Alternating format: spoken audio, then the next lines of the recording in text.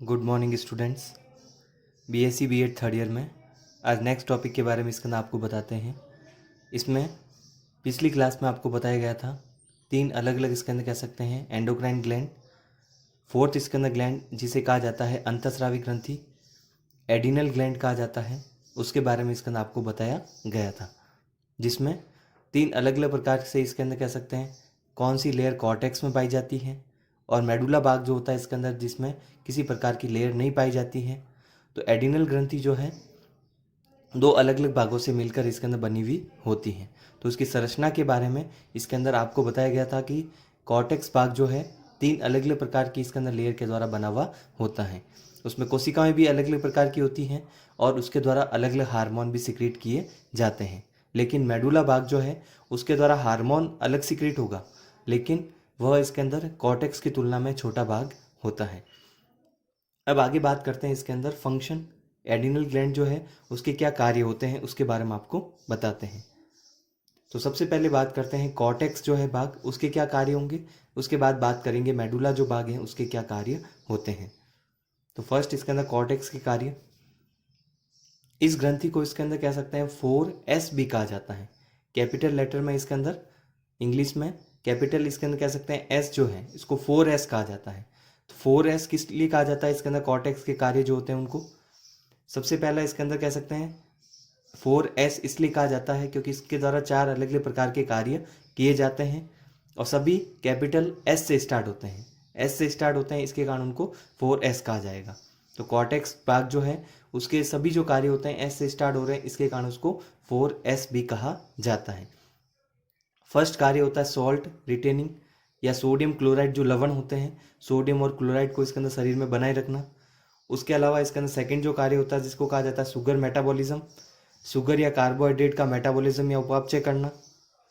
Stress management या तनाव का प्रबंधन करना, स्ट्रेस है तो उसको कैसे मैनेज किया जाएगा, तो वो हार्मोन जो इसके अंदर एडिनल ग्लैंड के द्वारा सिक्रीट होंगे और वो भी कॉर्टेक्स भाग के, वह इसके अंदर कह सकते हैं उस स्ट्रेस से उसको बचाने का कार्य करते हैं। इसके अलावा फोर्थ इसका कार्य होता है सेक्सुअल फंक्शन या जिसको कहा जाता है लैंगिक कार्य। तो चार अलग अलग प्रकार के कार्य जो कि कैपिटल एस से स्टार्ट हो रहे हैं, इसके कारण इसके अंदर कह सकते हैं इनको 4S कहा जाता है। तो चारों कार्य इसके अंदर जो कॉर्टेक्स के हैं उनको इसके अंदर शुगर मेटाबॉलिज्म हो, शुगर या कार्बोहाइड्रेट का, या स्ट्रेस हो, या सेक्सुअल फंक्शन हो, या इसके अंदर कह सकते हैं सॉल्ट या लवण को इसके अंदर शरीर में बनाए रखना हो, कितनी लवण की सांद्रता रखनी है, तो वह सभी कार्य इसके अंदर कॉर्टेक्स के द्वारा किए जाते हैं। तो जो कार्य इसके अंदर ये कॉर्टेक्स के होते हैं और कॉर्टेक्स के जो हार्मोन हैं, कॉर्टेक्स भाग के द्वारा जो हार्मोन सिक्रीट किए जाते हैं, तीन अलग अलग लेयर होगी, अलग अलग हार्मोन सिक्रीट किए जाएंगे। तो कॉर्टेक्स भाग के जो सभी हार्मोन होते हैं स्टीरॉयड श्रेणी के होते हैं क्योंकि ये कोलेस्ट्रॉल से बनते हैं। तो कोलेस्ट्रॉल से बनते हैं, स्टीरॉयड श्रेणी के हार्मोन होते हैं, या जिसे कहा जाता है प्रोटीन श्रेणी के हार्मोन नहीं होते हैं। प्रोटीन श्रेणी के हार्मोन होते तो जल में विलय होते हैं, स्टीरॉयड जो होते हैं इसके अंदर लगभग जल में अविलय होते हैं, कोलेस्ट्रॉल से बनते हैं, इस कारण इसके अंदर कह सकते हैं कॉर्टेक्स के सभी हार्मोन स्टीरॉयड श्रेणी के होंगे।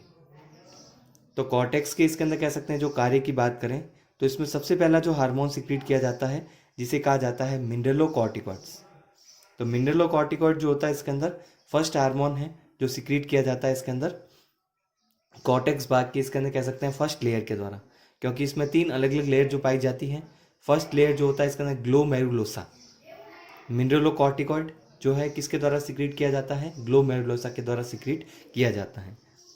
इसका कार्य क्या होता है, शरीर में आयन का संतुलन बनाना, सोडियम और क्लोराइड का संतुलन बनाना और वाटर का इसके अंदर कह सकते हैं बैलेंस बनाना, वाटर का इसके अंदर कह सकते हैं वितरण या संतुलन बनाने का कार्य इसके अंदर जो किया जाता है वह किसके द्वारा किया जाता है, मिनरलोकॉर्टिकॉइड जो हार्मोन होते हैं उसके द्वारा किया जाता है। तो मिनरलोकॉर्टिकॉइड हो या ग्लूकोकॉर्टिकॉइड हो या इसके अंदर कह सकते हैं हार्मोन जो इसके अंदर कह सकते हैं तीसरे जो हार्मोन हो सकते हैं, जैसे इसके अंदर सेक्स हार्मोन या लैंगिक जो हार्मोन होते हैं, तीनों हार्मोन जो है वह कोलेस्ट्रॉल से ही बनते हैं, स्टेरॉयड श्रेणी के होते हैं। तो मिनरलोकॉर्टिकॉइड का सबसे पहला इसके अंदर जो आपको बताया कि कार्य जो 4S में सॉल्ट रिटेन करना, तो लवण या सोडियम क्लोराइड का संतुलन और जल का संतुलन बनाने का कार्य मिनरलोकॉर्टिकॉइड करते हैं। और मिनरलोकॉर्टिकॉइड के उदाहरण क्या होते हैं, एक तो एल्डोस्टेरोन होता है और दूसरा होता है इसके अंदर कह सकते हैं डीऑक्सी कॉर्टिकोस्टेरोन। तो इसके अंदर एल्डोस्टेरोन और डीऑक्सीकॉर्टिकोस्टेरॉन जो है, दोनों हार्मोन जो है वह इसके अंदर किसके उदाहरण होंगे? मिनरलोकॉर्टिकॉइड के उदाहरण होते हैं, जो कि कॉर्टेक्स भाग की फर्स्ट जो लेयर है या जिसको ग्लोमेरुलोसा, जोना ग्लोमेरुलोसा कहा जाता है, उसके द्वारा सिक्रीट होते हैं। अब बात करते हैं इसके अंदर मिनरलोकॉर्टिकॉइड में एल्डोस्टेरॉन जो हार्मोन होता है उसका क्या कार्य होता है, या उसकी अधिकता या कमी से कौन से रोग हो सकते हैं। तो फर्स्ट इसके अंदर बात करते हैं एल्डोस्टेरॉन के कार्य। एल्डोस्टेरॉन जो हार्मोन होगा उसको इसके अंदर कह सकते हैं सॉल्ट रिटेनिंग हार्मोन भी कहा जाता है। लवण को इसके अंदर कह सकते हैं शरीर में बनाए रखने वाला हार्मोन कहा जाता है, कि सोडियम क्लोराइड की कितनी मात्रा शरीर में चाहिए और कितनी इसके अंदर कह सकते हैं यूरिन के द्वारा बाहर निकाली जा सकती है। तो जितनी चाहिए होती है उस कंसंट्रेशन को इसके अंदर कह सकते हैं वहाँ पर शरीर में बनाए रखने वाला हार्मोन जो है उसको एल्डोस्टेरॉन कहा जाता है, जो इसके अंदर सोडियम और क्लोराइड के इसके अंदर कह सकते हैं। और रिटेन कैसे करेगा, बनाए कैसे रखता है? किडनी के द्वारा वापस इसका रीअब्जॉर्प्शन करवाता है, पुनः अवशोषण करवाता है इसी के द्वारा। तो किडनी के द्वारा रीअब्जॉर्प्शन के द्वारा वापस जब इसके अंदर लवण को शरीर में बनाए रखेगा तो इसी कारण इसके अंदर इसको सॉल्ट रिटेनिंग हार्मोन कहा जाता है। तो इसके अलावा इसके अंदर सोडियम और क्लोराइड इसके अंदर कह सकते हैं जब ब्लड में इसके अंदर रहेंगे तो सोडियम क्लोराइड की सांद्रता जब ज़्यादा होगी, इससे क्या होगा? ऑस्मोटिक प्रेशर बढ़ेगा। तो यहाँ पर इसके अंदर कह सकते हैं यहाँ पर सोडियम क्लोराइड जो है उसका रीअब्जॉर्प्शन होता है, या सॉल्ट रिटेनिंग जो हार्मोन है उसका क्या प्रभाव होगा उसके बारे में आपको बताते हैं।